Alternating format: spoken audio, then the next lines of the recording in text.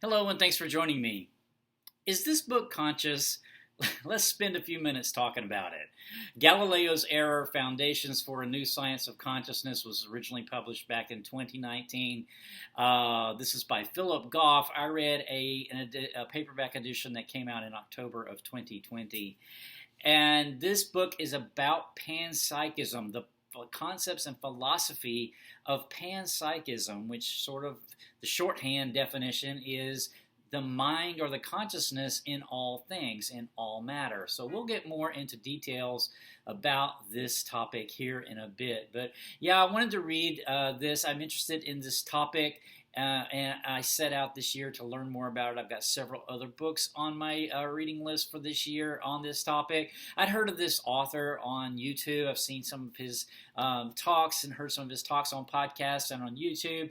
The author, Philip Goff, is an associate professor of philosophy at Durham University in Durham, England. So I saw this book out and it was fairly well reviewed, so I decided to go ahead and give it a read. So, disclaimer here, I am not a philosopher. I don't have any training in philosophy, so I'm not qualified to teach this topic. So if you're looking for more of that sort of content, there's lots of it online. You can actually search the author, Philip Goff, and you can find several of his different talks that he's given on this topic, as well as others who study this field, philosophers who engage in this field. So I thought how I would approach the chat. This book is written for the general audience, the popular reader, which would be me. I thought what I would do is just go kind of chapter by chapter and pull out a few interesting concepts that I took out of the book.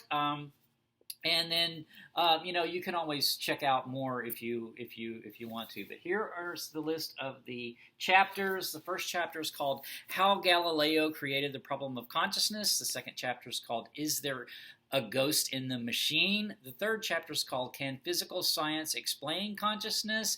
The fourth chapter is called How to Solve the Problem of Consciousness. And then the fifth chapter is Consciousness and the Meaning of Life. So just to dive in, there's a lot to cover here, and I want to keep to my usual time. But chapter 1, how Galileo created the problem of consciousness. So Galileo's error here is referring to the fact that science, back when our current sort of scientific paradigm was being developed by scientists, by folks like Galileo, that, they chose to actually study the physical world. So that's material objects that have size, shape, location, and motion. And those types of sorts of behaviors or actions that can be explained using mathematics. So sensory consciousness cannot be explained by mathematics, so physical science does not address that. They leave that out.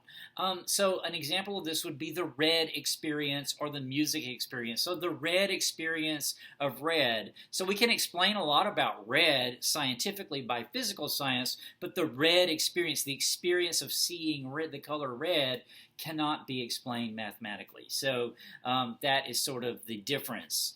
Then chapter 2 is called, Is There Ghost in the Machine?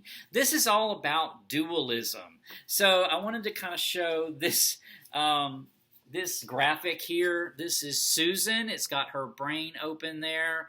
And so when we look at Susan's brain, we think, if we're thinking dualistically, we think she's got a brain, but then she's got a mind too. So the mind and the brain interact with each other, but they're not the same thing. And so that sort of explains dualism. So this is one way that consciousness has historically been explained, is through this mind as a separate entity from the brain itself, from the physical brain. And so there's two different problems of consciousness that are talked about in this chapter. The easy problem, and that is which kinds of brain activity are correlated with consciousness, and then the hard problem, which is, of course, where all the sort of the fiber of it is the harder problem is why are certain kinds of brain activity correlated with consciousness. So which kinds in the easy problem is sort of more easy to explain versus the hard problem of why certain kinds of activity are correlated with consciousness. So integrated information theory is discussed in this chapter. It's discussed in several of the other chapters, but integration information theory sort of kind of addresses more the easy problem of which kinds of brain activity. And this is systems are conscious that have more connections. So some connections of maybe neurons would be conscious if they had multiple connections. This is based on studies in neuroscience. Regions of conscious activity in the brain are the ones that have the most connections. I think that's how I understood that anyway. And then chapter 3 talks about, can physical science explain consciousness? So again, here's our graphic of Susan with her brain exposed here. And this is all about materialism. So materialism, as opposed to dualism, materialism says this is all there is to consciousness, is Susan's brain. So materialism holds that really all consciousness can be explained by physical properties, that the brain is nothing more than chemical reactions. Consciousness is no more than chemical reactions and these types of things. And that, science doesn't know all this right now, but eventually, as more knowledge is gained, then, everything will be explained using our current sort of physical science. This is probably, I guess, the most, the dominant way of thinking right now is that the brain is just brain and consciousness is a material thing that can be explained by science, physical science as it currently exists. So, but just a couple of thought experiments is like one of these around materialism is what it's like to be a bat. And so, we can understand what a bat is. We can understand what a bat is made of. We can understand what a bat does, how it behaves, and how it goes about its life, like what it does, what is a bat physically, like what it's made of, and what does it do. We can understand that using materialism. But what is the experience of the bat? What does it feel like to be a bat? That is something that cannot be explained by physical science.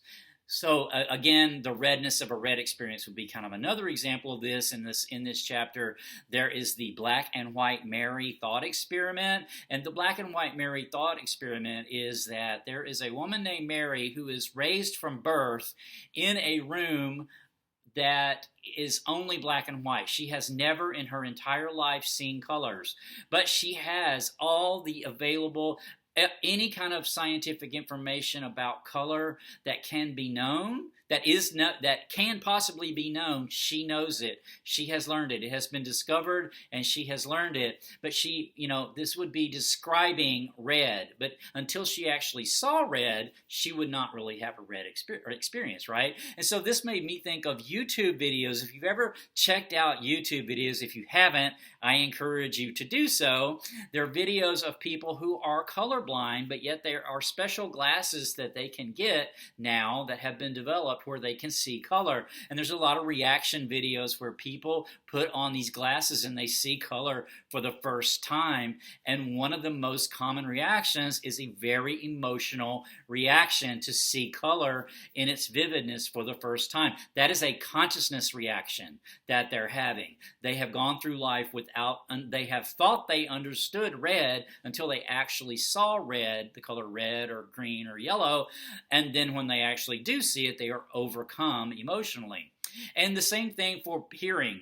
People who've never heard, now with new technology, some hearing impaired folks can actually hear. And the first time they hear music, a lot of times there will be, or someone's voice even, there will be an emotional reaction because they're having a conscious experience there as opposed to a sort of a physical science explanation of sound waves. They're having more of a conscious experience. So I hope that makes sense. Then, to continue on in chapter 3, there's another Susan. I've shown you a couple of Susan examples, but I wanted to show you this one because I think this was kind of funny. This one is Zombie Susan. So this is philosophical zombie Susan. The first Susan here is an actual, zombie. And this one is a philosophical zombie. So philosophical zombie is actually addressing the psychological problem of other minds. And this problem is a philosophical problem where you don't actually know that someone else is conscious. Right? You assume they're conscious like you are, but you don't actually know that. They may just be mechanically going through the motions of consciousness, but not having the same, maybe they're not having the same real red experience that you're having. They're just like, oh, that's red. They're not having that experience. So I thought that was really interesting. And then that sort of segues into a discussion about AI, and whether AI can be conscious, right? Because an AI would really be kind of almost like a philosophical zombie unless it can understand, have the red experience that, that I know that I can have. Then we have another sort of illustration of this is the Chinese room thought experiment.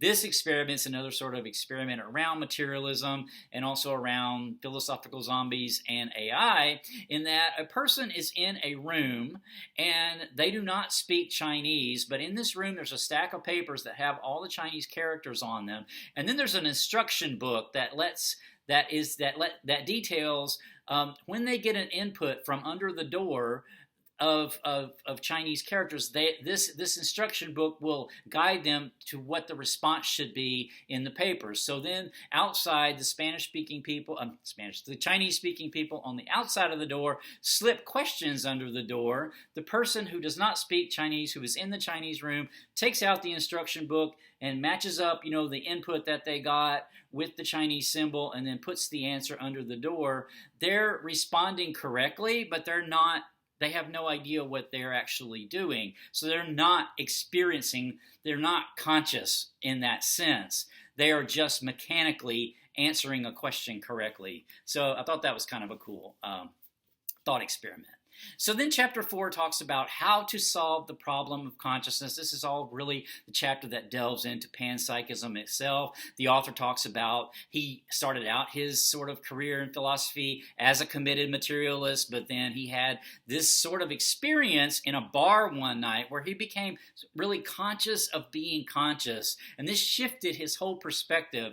And so he started really investigating panpsychism at that point. Thomas Nagel wrote an article in 1972 called Panpsychism, and the author started out there sort of on his philosophical journey. So panpsychism, like I've mentioned, is the view that consciousness is a fundamental component of reality. It's sort of like a fundamental law of nature, sort of like gravity or something, so it's there. Pan means everything, psyche means mind, so everything has a mind. So the panpsychism argues that consciousness is present in all matter. Now, this does not necessarily mean that this book is conscious, but what this book is actually made of, the atomic particles and the subatomic particles, would have a form of consciousness. It would not be a sophisticated form of consciousness, so this book would not be thinking per se or having the same sort of experience of consciousness that a complex, sophisticated organic being like me is having, or you, or a tree, or a dog, but it would be having its components would be having a form of conscious experience, although maybe not an consciousness, but maybe not an experience, if that makes sense. So it's saying like electrons and whatnot, have a form of consciousness, but because that's a fundamental feature of matter, but they might not have experience, because if they did, it would be an incredibly simple type of experience. And, this chapter also talks about quantum entanglement and things like that. Quantum entanglements, where a quantum particle has been shown, it changes based on if it's observed or not. Also, quantum particles can interact with each other across vast distances of space where it would be impossible for any sort of physical energy to interact, to connect them. So this has not really been explained, I don't think, by science. But anyway, I think it's just fascinating.